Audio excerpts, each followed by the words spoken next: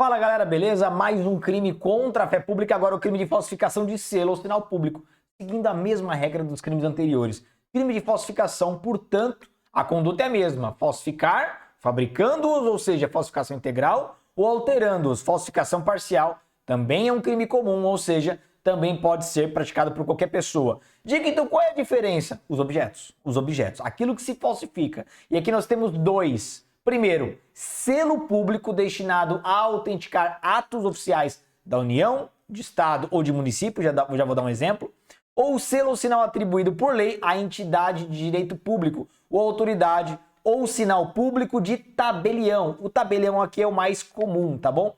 Reclusão de 2 a 6 anos de multa, então só pela pena mínima, já percebemos que o único benefício admitido aqui é o acordo de não persecução penal. Galera, basicamente vai ser a falsificação daqueles selos de autenticação de firma ou de cópia autenticada.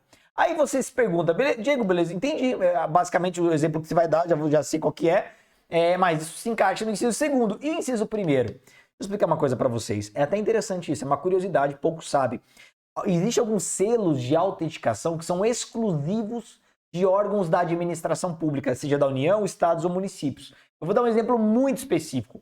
Meu pai, ele já é aposentado, ele é policial militar da reserva. E eu lembro até hoje que vários documentos da polícia militar, eles batiam um carimbo de autenticidade. Então o sujeito assinou, um tenente assinou, aí alguém batia o carimbo reconhecendo firma daquela assinatura. Aí aquele carimbo dava fé pública, né? Reconhecimento de firma. Só que aquele carimbo não valia fora. Ele não valia, não tinha valor nenhum lá fora. Então se eu levasse, por exemplo, vou vender o carro e batia aquele carimbo da PM para reconhecer a forma do recibo de pagamento, do recibo de transferência, não tinha nenhum valor. Era só um valor interno. Ele tem até hoje um valor interno.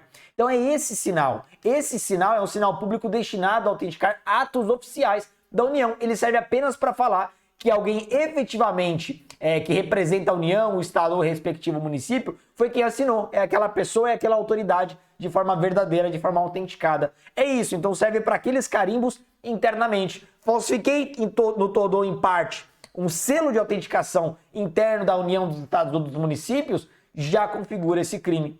E o segundo é o mais comum, o selo ou sinal atribuído por lei, é o caso do tabelionato, a entidade de direito público ou autoridade, ou, que hoje é o mais comum, vamos lembrar que isso aqui foi escrito na década de 40, hoje é o mais comum, sinal público de tabelião. Então você fez um contrato com o seu vizinho, comprou ali o carro do seu vizinho. Você não vai no cartório fazer a assinatura e autenticar a firma, ou seja, colocar aquele selo para demonstrar que a sua assinatura é verdadeira? Ou então você tira uma cópia autenticada de um RG, de um CPF, e a sua cópia autenticada sai com um selo que brilha? Aquele selo ele pode ser falsificado. Se você falsificar aquele selo para dar a entender que determinado documento ou assinatura são verdadeiras, você pratica o crime do artigo 296. Veja bem, é o crime apenas de quem falsificou o selo. Não é o crime de quem usa, porque se você usar ou dar golpe a alguém já é um outro crime, tá bom? Vamos lá que não para por aí. Olha só, temos formas equiparadas nesse delito. Incorre nas mesmas penas, agora sim quem faz o uso, ó, quem faz o uso do selo ou sinal falsificado. Então quem falsifica o selo cai no caput. Quem pega aquele documento sabendo que ele tem o selo ou firma reconhecida falsa, ele tem o selo falso, não é a firma em si, tá? Porque se a firma for falsa, é um outro crime que nós vamos estar mais adiante. Eu falsifiquei o selo, aquela coisinha que brilha.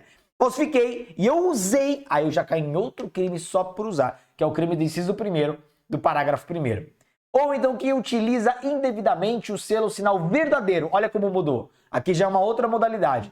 Em prejuízo de outrem ou em prejuízo, ou em proveito próprio ou alheio. Então qual que é o detalhe?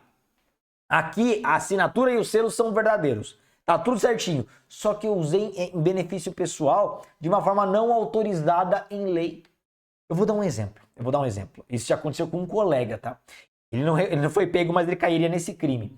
Ele pegou o selo de autenticação da polícia militar e bateu no currículo dele, como se alguém tivesse indicado. Aí pediu a assinatura de um tenente, o tenente assinou, bateu, reconheceu a firma. Era verdadeira, a assinatura era do tenente e o selo era verdadeiro, mas ele usou para autopromoção. Então ele usou, por exemplo, para dar palestras, falou, esse aqui é meu currículo e o tenente assina embaixo. Tenente da Polícia Militar, tá aqui, ó, nosso comando, aí todo mundo reconhece, então eu tô aqui para representar a Polícia Militar. Então ele usava aquele selo indevidamente mesmo ele sendo verdadeiro. E tem o inciso terceiro, ó, que altera, falsifica ou faz uso indevido, olha como mudou de novo, de marcas, logotipos, siglas ou quaisquer outros símbolos utilizados ou identificadores de órgãos ou entidades da administração pública. Vou dar o mesmo exemplo. Nesse mesmo currículo, além do selo, o sujeito colocou o brasão da Polícia Militar. Ele colocou o logotipo da Polícia Militar de São Paulo, como se ele representasse em todos os atos a polícia. E ele usou indevidamente, porque as palestras que ele ministrava, as aulas que ele ministrava e ganhava por isso, lucrava por isso, ele ia por conta própria, fora do expediente. Mas ele se identificava como um representante 24 horas da Polícia Militar. Cai nesse crime, se for pego, cai nesse crime. Não para por aí, tem também causa de aumento de pena para a gente fechar. Se o agente é funcionário público e comete o crime prevalecendo-se do cargo, aumenta-se a pena da sexta parte. É aquele mesmo aumento que nós estudamos no crime anterior, que é necessário o sujeito ser funcionário público e valer-se desse vínculo funcional para a prática do crime, que é o exemplo do meu colega. Ele não foi pego, tá? É bom destacar isso. Mas se ele fosse, ele ainda teria uma causa de aumento de pena porque ele conseguiu praticar o crime em proveito, valendo-se do benefício de ser funcionário público, valendo-se das atribuições que ele ostentava como funcionário público. Senão ele não teria acesso àquela autenticidade, aquele selo, aquele carimbo que ele bateu ali no currículo dele. Beleza? Mas o crime é só isso, é um crime relativamente simples. Os próximos serão parecidos, como eu disse, vai mudar só o objeto. Agora, o próximo, especificamente o próximo, esse cai muito em concurso público, é um dos campeões. Então, o próximo bloco vai ser um dos mais importantes dos crimes contra a fé pública. Vejo vocês, até já!